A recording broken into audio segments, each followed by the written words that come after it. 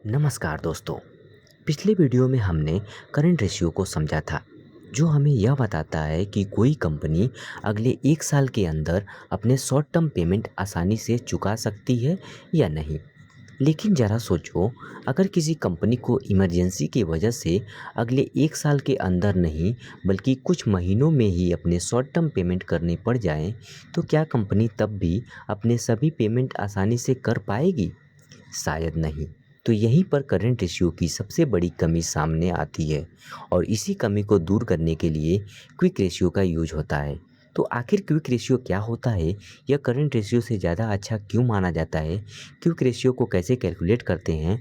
इन तमाम सवालों के जवाब आपको इस वीडियो में मिलेगा, तो आप इस वीडियो को एंड तक ज़रूर देखें। क्विक रेशियो क्या होता है?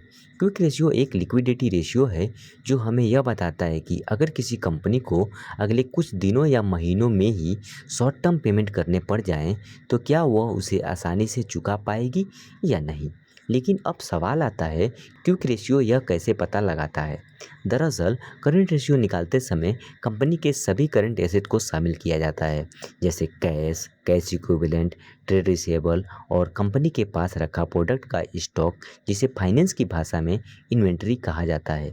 एग्जाम्पल के लिए, अगर कोई मोबाइल कंपनी है तो उसके लिए उसका मोबाइल इन्वेंटरी है, और अगर कोई बिस्किट कंपनी है तो उसके लिए बिस्किट ही उसका इन्वेंटरी है। लेकिन इस इन्वेंट्री को बेचकर कैश मिलने में समय लग सकता है। इसीलिए अगर कंपनी को अगले कुछ दिनों या महीनों में ही अपने शॉर्ट टर्म पेमेंट करने पड़ जाएं, तो यह इन्वेंट्री हमेशा उसके लिए काम नहीं आती।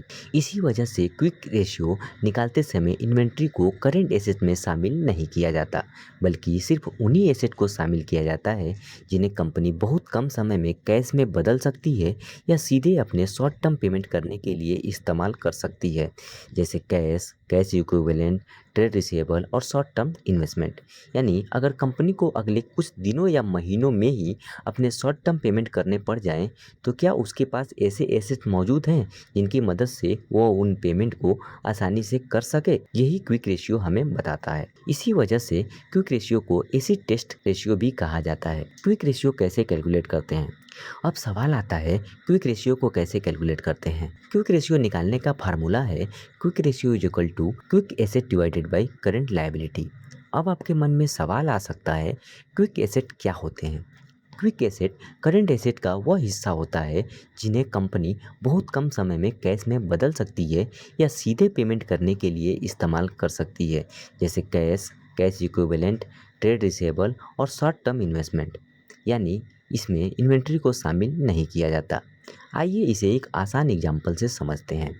मान लीजिए किसी कंपनी के पास कैश 50 करोड़ है, कैश इक्विवेलेंट 20 करोड़ है, ट्रेड रिसीवेबल 30 करोड़ है, शॉर्ट टर्म इन्वेस्टमेंट 50 करोड़ है और इन्वेंट्री 50 करोड़ है।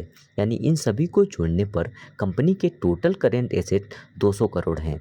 और अगर कंपनी की करेंट लायबिलिटी 100 करोड़ है, अब सबसे पहले क्विक एसेट निकालेंगे। इसके लिए करंट एसेट में से इन्वेंट्री को हटा दिया जाता है, यानी 50 करोड़ की इन्वेंट्री को छोड़कर cash, cash equivalent, trade receivable और शॉर्ट टर्म इन्वेस्टमेंट को जोड़ने पर कंपनी की क्विक एसेट 150 करोड़ हो जाते हैं। अब फार्मूले से क्विक रेशियो निकालते हैं तो quick ratio is equal to 150 divided by 100 is equal to 1.5। यानी कंपनी के हर ₹1 के शॉर्ट टर्म पेमेंट के बदले उसके पास 1.5 के ऐसे एसेट मौजूद हैं जिन्हें वह बहुत कम समय में कैश में बदल सकती है या सीधे पेमेंट करने के लिए इस्तेमाल कर सकती है। क्विक रेशियो कितना होना चाहिए? अब सवाल आता है, किसी कंपनी का आइडियल क्विक रेशियो कितना होना चाहिए? आमतौर पर एक या उससे ज़्यादा का क्विक रेशियो अच्छा माना जाता है, लेकिन अगर क्विक रेशियो एक से कम है तो इसका मतलब कंपनी के पास इतने क्विक एसेट नहीं हैं कि वह अपने शॉर्ट टर्म पेमेंट आसानी से कर सके। वहीं अगर क्विक रेशियो एक या उससे अधिक है तो आमतौर पर माना जाता है कि कंपनी के पास अपने शॉर्ट टर्म पेमेंट करने के लिए पर्याप्त क्विक एसेट मौजूद हैं। लेकिन इसका मतलब यह बिल्कुल नहीं है कि एक या उससे अधिक क्विक रेशियो वाली हर कंपनी अच्छी होती है। क्विक रेशियो का सही एनालिसिस करने के लिए उसे हमेशा उसी इंडस्ट्री की दूसरी कंपनी के साथ कंपेयर करना चाहिए। किसी कंपनी का क्विक रेशियो कैसे चेक करें? अब सवाल आता है, किसी कंपनी का क्विक रेशियो कैसे चेक करें? इसे चेक करने के दो सबसे आसान तरीके हैं। पहला तरीका, आप स्क्रीनर टिकर बाय फिनोलॉजी या टिकर टेप जैसे फाइनेंशियल वेबसाइट पर जाकर कंपनी का क्विक रेशियो देख सकते हैं। और अगर क्विक रेशियो दिखाई नहीं दे रहा है तो आप उसे रेशियो सेक्शन में ऐड भी कर सकते हैं। एग्जाम्पल के लिए, अगर आपको स्किनर वेबसाइट पर किसी कंपनी का क्विक रेशियो देखना है तो सबसे पहले स्किनर वेबसाइट पर लॉगिन कीजिए।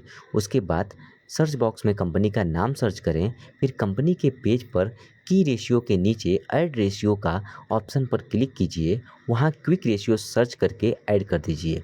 इसके बाद आप उस कंपनी का क्विक रेशियो आसानी से देख सकते हैं।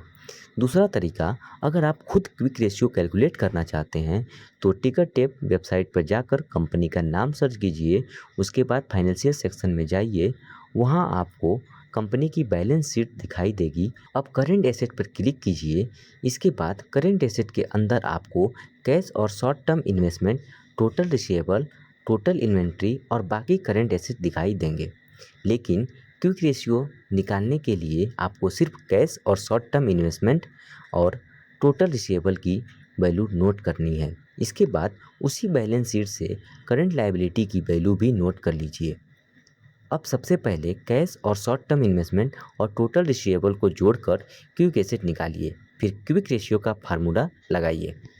Quick ratio is equal to quick asset divided by current liability, और जो रिजल्ट आएगा वही उस कंपनी का क्विक रेशियो होगा। यानी अब आप किसी भी कंपनी का क्विक रेशियो न सिर्फ चेक कर सकते हैं बल्कि उसे खुद कैलकुलेट करके वेरीफाई भी कर सकते हैं।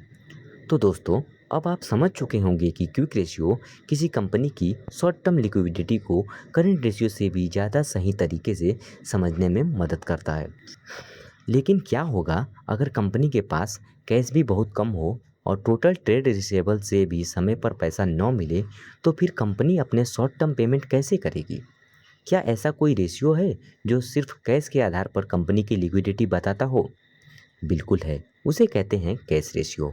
आखिर कैश रेशियो क्या होता है, इसे कैसे कैलकुलेट करते हैं और क्विक रेशियो से भी ज़्यादा स्ट्रिक्ट लिक्विडिटी रेशियो क्यों माना जाता है, यही हम अगली वीडियो में आसान भाषा में समझेंगे। अगर आपको यह वीडियो पसंद आई हो तो इसे लाइक और शेयर ज़रूर करें। और अगर आप फंडामेंटल एनालिसिस को स्टेप बाय स्टेप सीखना चाहते हैं तो निवेश नक्शा को सब्सक्राइब करना न भूलें। निवेश की सही दिशा निवेश नक्शा के साथ मिलते हैं अगली वीडियो में। धन्यवाद।